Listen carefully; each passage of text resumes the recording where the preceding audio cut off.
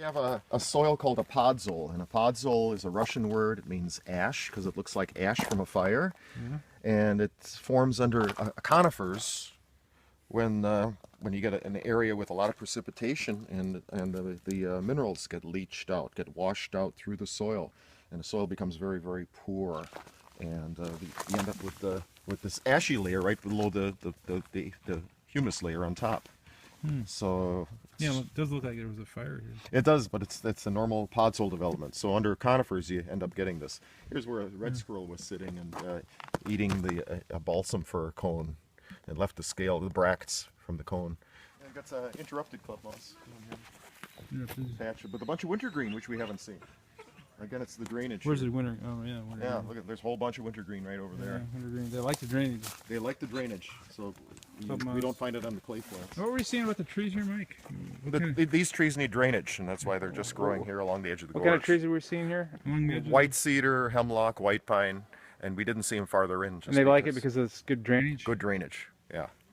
Deep canyons in here. Yeah, this is all been formed since the last ice age. You know, the glaciers were here, and it's been carved out by water. The sandstone's really soft. This is all sandstone that formed in the rift in ancient Lake Superior, where the rivers carried sand. So we in have there.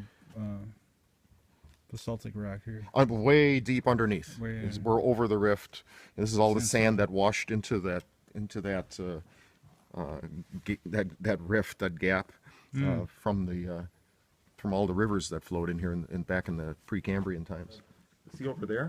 Yeah. You see the cedars bent down, got pulled down by snow and ice, and then they grew upwards again. Was it that black cedar? Or? There's white cedar, but it's the gravitropism. They have like starch granules in their cells that act like little bowling balls that roll to one side of the cell and press against the cell membrane, and then they know which way is up. And so the plant will curve away from gravity. And that's what you're seeing there. It's a real good example of that. Gravitropism. Bad here. There's Roger. Yeah, we're in a little cave. I think there's a cave back here. So these are rock houses. These deep.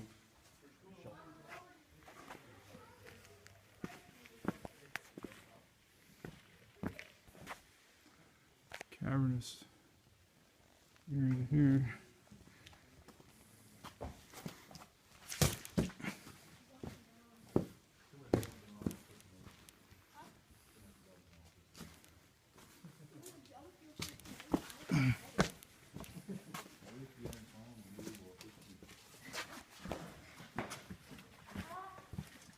Right here. Looks like it's carved a hole out of here. Oh, sure. Oh, yeah, cool. And if you noticed it, yeah. These are a bunch of liverworts. They're the oldest living land plants on Earth. Back about 400 million years ago, there were communities of liverworts already living on land. So that was the first actual land plant adapted to land. Liverwort. These are a rust. Oh, right there? Yeah. It's getting carved. Or is that human? No, I think that's natural. Yeah. So the erosion is working on that more. In Kentucky, there's these big dark spiders. They dart into those when you walk by. So it's like a lane. It's like a level layer. It's a So it's a separation between events. What happened here? Rain events, and so it's a weak point. Oh, weak point. Yeah. Logging because they'll die from the sun. Wood sorrel. Yeah, common wood sorrel. It's an obligate shade plant. It will die if it's exposed to full sun. So intensive forestry kills it. So when you see that, you know the forest has not been clear cut. There it is. It's like four-leaf clover. It's been intact for a long time. It's three-leaf clover. And it's evergreen too. Yeah. Yeah, it'll stay like that all winter long. Yeah. This White is cushion moss. white cushion moss or leucobryum. It's like very soft, right? Yeah, like a pillow. they'll make like sponges, but there's no rock in the center. And it's an indicator of very acidic soils. When it gets dry, it turns white. That's why they call it white cushion moss. Look at that moss just hanging up. The soil's gone and it's just hanging there. Yeah. Well, see, you can see how they prevent erosion. They're holding that soil tight. Oh. So it's very important to Moss. maintain the moss cover. Look at all this wood just piled up You here. can take the trail up there. We're just going to walk down a little ways here. It looks like we can't go much farther. But we'll go as far as we can. With the sandstone here? That sandstone has a different oxide of iron called limonite.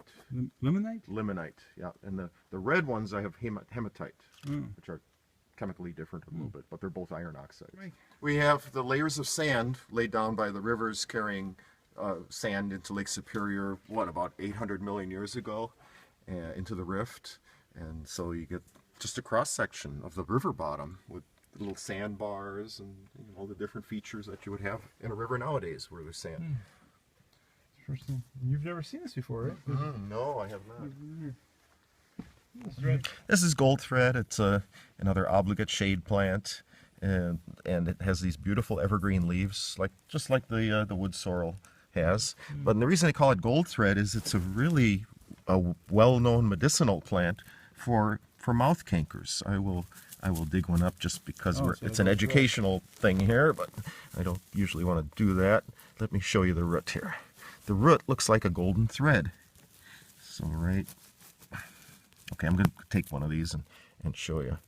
So this is the golden thread of the root, and it's a very effective remedy for canker sores of the mouth. They make a tincture of it.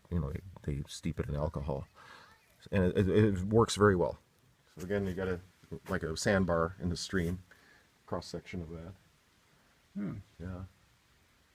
You see history here. You see history. It's like a book, pages of it.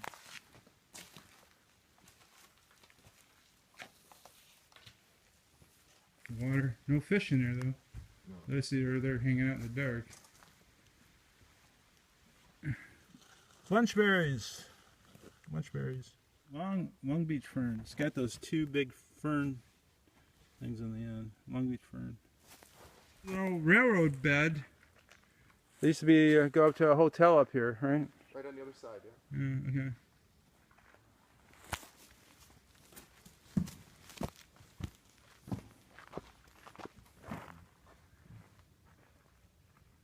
So they used to have a railroad, and it took people to this excursion.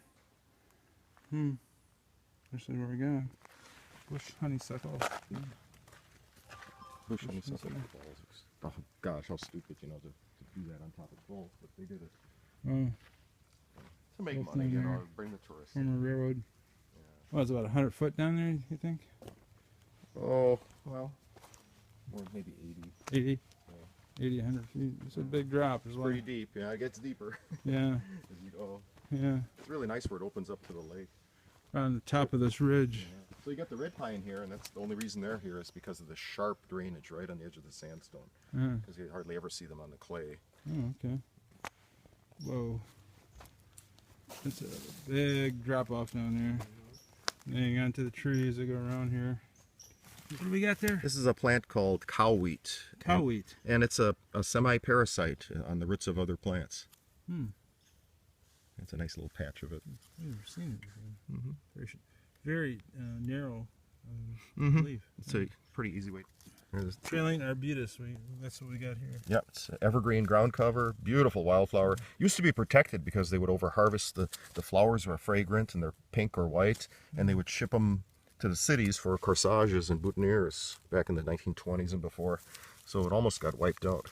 Trailing arbutus. Leaf aster. Large leaf aster, I guess. Yeah, in the books it's large leaf aster. Large leaf aster blooming. You said you don't usually see it blooming so much? Here and there it sends up flower stalks. It's all one big plant, so most of the plants all these leaves all over. Yeah, it's kind of an overcast day. Yeah, it's perfect light for this. Pussytoes. Kind of plant are those? Oh, they get like Edelweiss type flowers, real white, woolly kinds of flowers. Real pretty plant.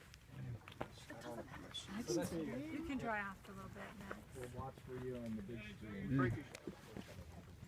Rocks by the Lake Superior. Oh, we'll get deep quick. Oh, neat. Wait, Diving in. Yeah, can you? Looks more like 15. Get him, come on. Yay! Did you touch? Did you touch?